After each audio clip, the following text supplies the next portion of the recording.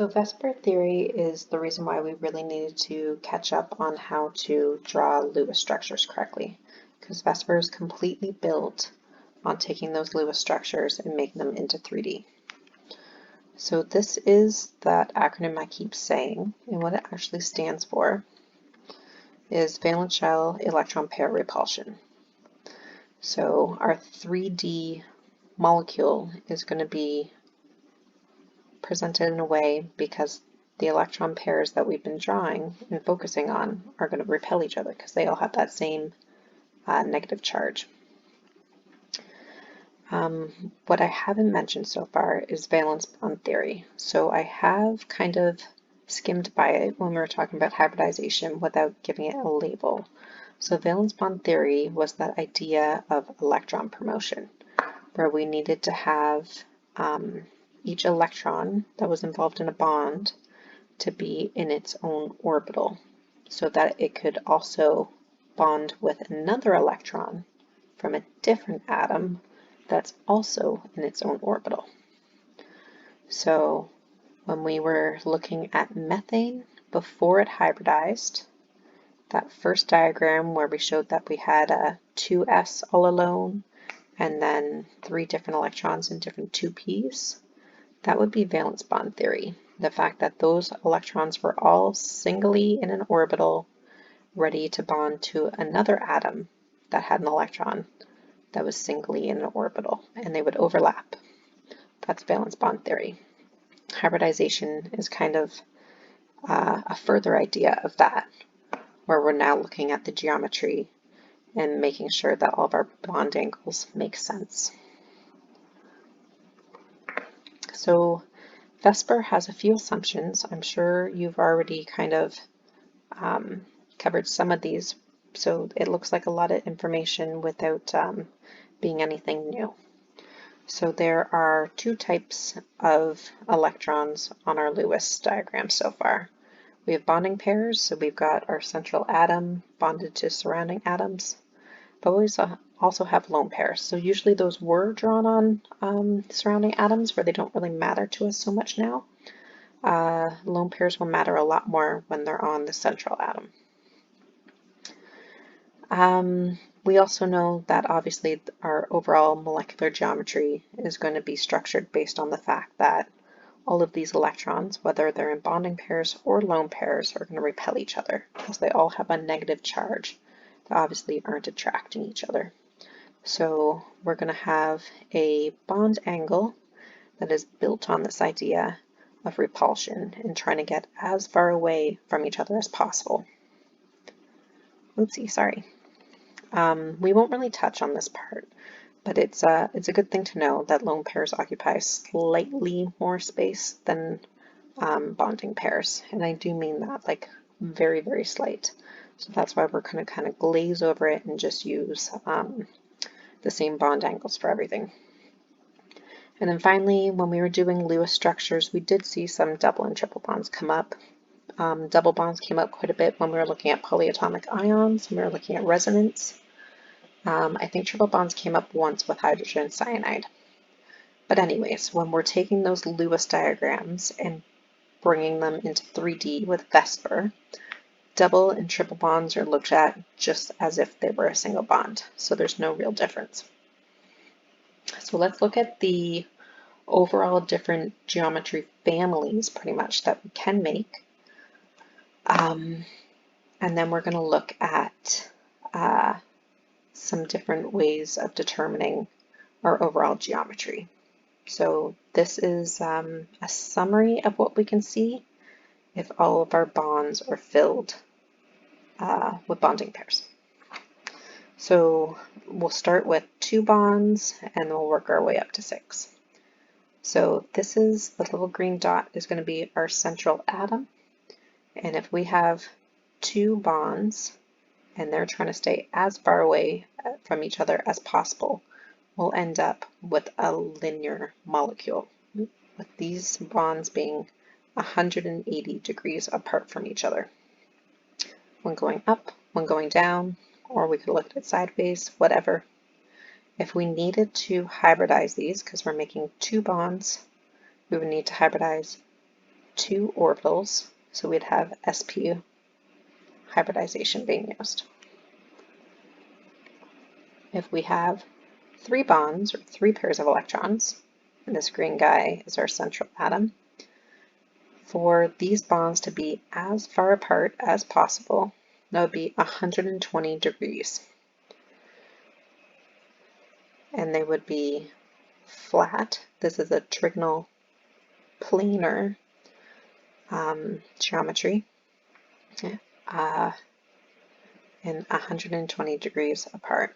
If we had to use hybridization for this, because we've got 3 different bonds, we'd have to hybridize 3 different orbitals. We'd have sp2 hybridization. Something that will come up when we're drawing our own VSEPR diagrams is how to do so and make them look like they're 3D when we're just writing it on paper.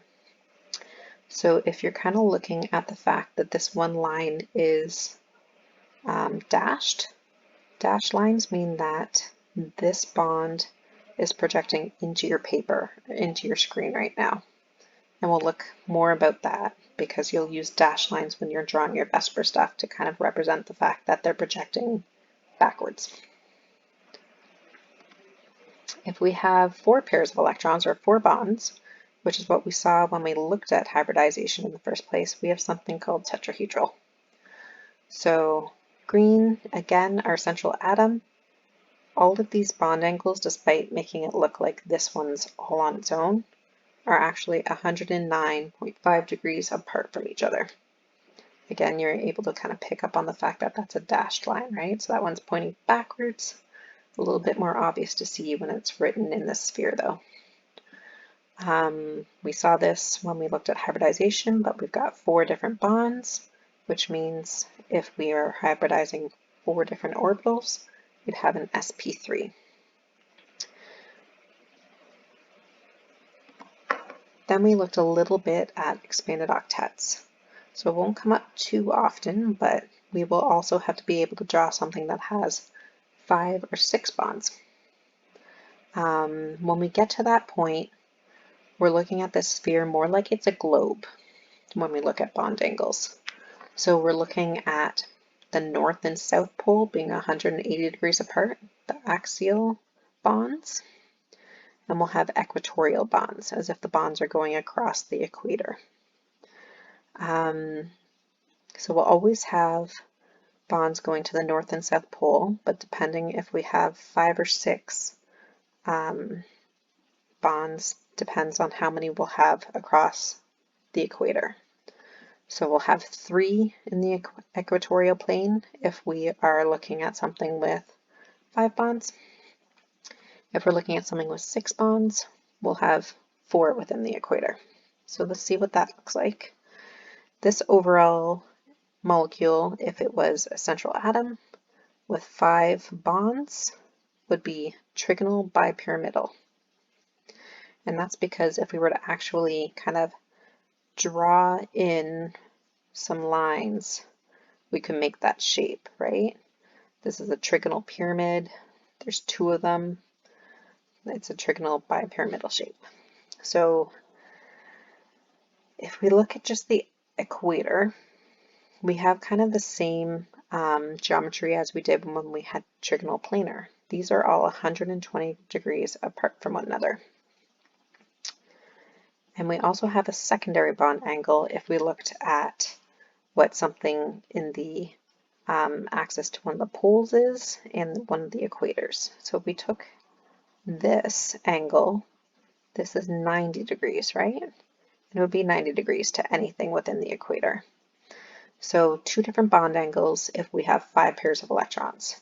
120 for just the ones in the equator, and if we're looking at the equator and the axial, we've got 90 degrees. If we have 6 pairs of electrons, here we have 6 bonds. This is an octahedral shape if we were to draw out lines to everything. These ones are all 90 degrees because now we have 4 in the equatorial plane, and that one's a little bit easier to see that they'd be a 90 degree, right? And we would still have that same 90 degree between the equatorial, and the axial. If we want to look at hybridization, which we kind of did in the last lesson, if we have 5 pairs of electrons or 5 bonds, we need to have 5 orbitals. So we're going to have sp3d hybridization. And if we have 6 pairs of electrons or 6 bonds, we need to have 6 orbitals hybridize. So we get to an sp3d2. All those images that we just saw, and calling them linear, trigonal, planar, things like that, those are family names for geometry. And then those break into other names, other categories if we have lone pairs.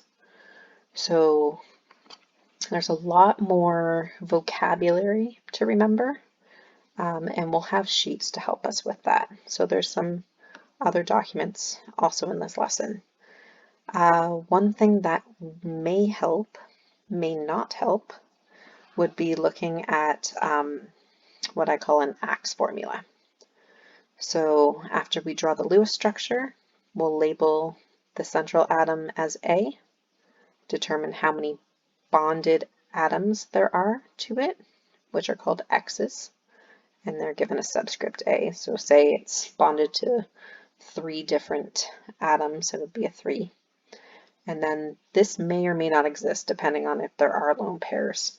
We can say how many lone pairs there are as well. So it might be E1, E2, E3 for how many lone pairs we have. And then we're given this AX formula, and depending on what way you like to look up the VSEPR diagram that you're going to use, this might be helpful, especially if you're going online to look up different things. Different places might use this type of formula. And then all we have to do is draw the molecule after that, showing kind of the projection as to things that are within the plane of the paper, those dashed lines that are showing you what's going into your paper or into the screen, and then something called a wedge that's showing that it's projecting towards you. So let's look at a couple of different documents that you're given to make sure that we can do this well. So anyways, this is what I was saying. We were just seeing the basic geometry when we were looking at the slideshow. So 180 degrees apart. If both those electron groups or electron pairs are actual bonds, we've got ourselves something called linear, which is what we called it. 120 degrees apart, when we had 3 electron pairs, if they're all going to be bonds, is called trigonal planar, like we saw in the slideshow. However, we might have lone pairs. It still has 3 electron groups like it did in the slideshow, except they're not all bonded to atoms now. So we have ourselves 2 atoms bonded to it and a lone pair. So if we were going to give it something in that AX formula, we have an A, X2, E, and that would be called bent, because these 2 things that we actually see, the 2 bonds, are bent from each other. And remember how we said lone pairs take slightly more space than a bonded pair? That's why this now says less than 120. So it truly means slightly less than 120. But if you're ever asked for the bonding angle, 120 would just be completely fine. So if you were asked for the geometry of something that looks like this, you would call it bent, not trigonal planar, but bent or angular. We looked at something with 4 bonds and we called it tetrahedral, with 109.5 degrees apart from each other. Same thing, we can have lone pairs taking the position of bonded pairs, and it would still be under the umbrella of tetrahedral, but we'd give it a new name now. If we have 3 bonds and 1 lone pair, it's now called trigonal pyramid, because this would kind of make a trigonal pyramid shape without looking at this. And if we had like water, for instance, we'd have that bent shape. And we can see that the bond angle, because we're increasing the number of lone pairs, is becoming smaller for the bond angle of the actual bonded electrons. So that this was 109.5, this would be slightly less than 109.5, and this would be an even smaller angle, but still like very, very close to 109.5, so it'd be okay just to remember that number. This is where we're also going to see the way to draw projection. So if you have a normal line, that means that it's within the plane of our page. Same with this one. If you have that dashed line, that means that this bond is actually projecting away from us into your page or into the screen. And this wedge means it's projecting outwards towards us. And this is the way that we're going to be able to write in 3D without being able to, artistically write in 3D. And that theme will come up as we move throughout the rest of our VSEPR geometries. So we saw when we have 5 bonds, if they're all filled with bonds, that's when we still call it trigonal pyramidal. We have our equatorial bonds that were all 120 degrees. Or if we had an axial bond and an equatorial bond, those formed a 90.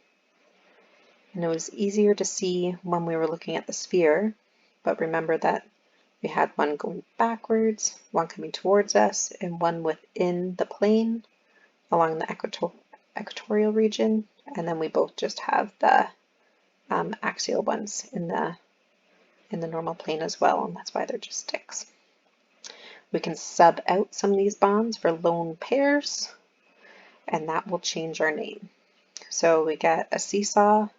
If you were to turn this like 90 degrees from itself, it looks like it's making like a seesaw. If you ever saw one of those at the park, they don't really exist anymore. This makes a T shape. Again, it doesn't really help that it doesn't make a T, but this would be like the top of your T coming down to the bottom. And if we have all the equatorial region ones filled in with lone pairs instead, we'll just have a linear despite having a steric number of 5. So it's cool that we can still have a linear pop up. And then finally, if we have 6 bonded pairs, we've got an octahedral geometry, but of course some of these can be lone pairs instead, and that's when our names start changing and we can get a square pyramid, because if we wanted to draw this out, we could actually make the shape of a square pyramid. If both the axial ones are lone pairs, well then we just have a planar geometry of all the equatorial ones. We can get T-shape again and linear again. So this is something that I would not memorize, but definitely just consult at all times when drawing your VSEPR stuff. So let's see how it can actually be used to consult by looking at your actual assignment. So here's your assignment. The front page is again just a different way of looking at geometry. So it's looking at the group geometry that we saw in our slideshow and kind of weeding it down to molecular geometry. So if you have a trigonal planar, that's the overall geometry, but depending on how many of the bonds are actually filled, you might still have a trigonal planar. But if you have a lone pair, it's going to be bent despite having the opportunity to have 3 bonds. And these are all the same words that we just saw in that last PDF, just maybe more accessible for you with an example. So it's showing you how many bonded pairs we have, how many lone pairs we have, and the overall name. Still adds up to 5, but only 3 of them are bonded pairs. 2 of them are lone pairs. Be called T-shaped despite being in the family of trigonal bipyramidal because it's got 5 electron pairs total. Anyways, so this might come in handy. That last PDF might come in handy. Searching for a different third one might be your preferred. They should all be the exact same. So I just wanted to touch base on this assignment because this same assignment is going to be used for our next lesson too. So this last column, if you look at it now, we have not learned yet about polar and nonpolar. That's something you're going to do in an independent lesson next.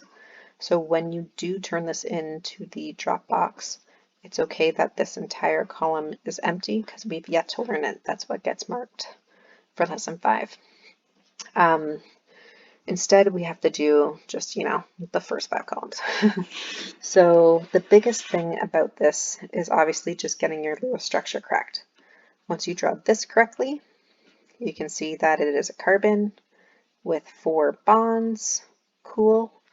We can either go up here to see it has 4 bonds, no lone pairs, and know that we want to draw something tetrahedral, or go back to this other image and find what has 4 bonds with no lone pairs, and pretty much draw this exact image, but instead of using the E's and X's, do C's and H's.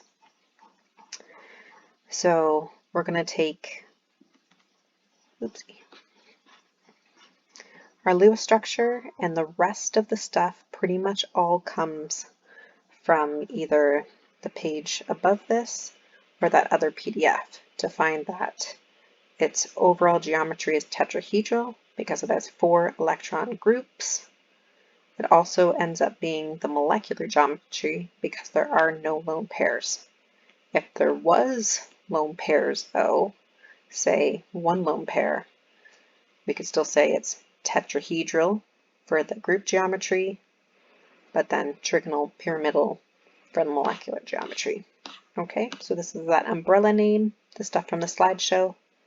This is the stuff from that last PDF we were looking at, or right above on the sheet previous to this. Bond angles, again, this says 109, could say 109.5.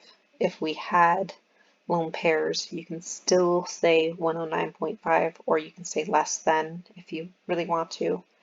Not a big deal for bond angles, so long as it's in that realm of the correct, like 120/90, 180, 109, 120. You don't have to worry about the lesser than symbols. And then finally your sketch, which you're pretty much exactly taking from what you saw in one of the diagrams. Just make sure you replace it with the actual atom symbols. This one's blank for lesson 4 and can be filled in for lesson 5.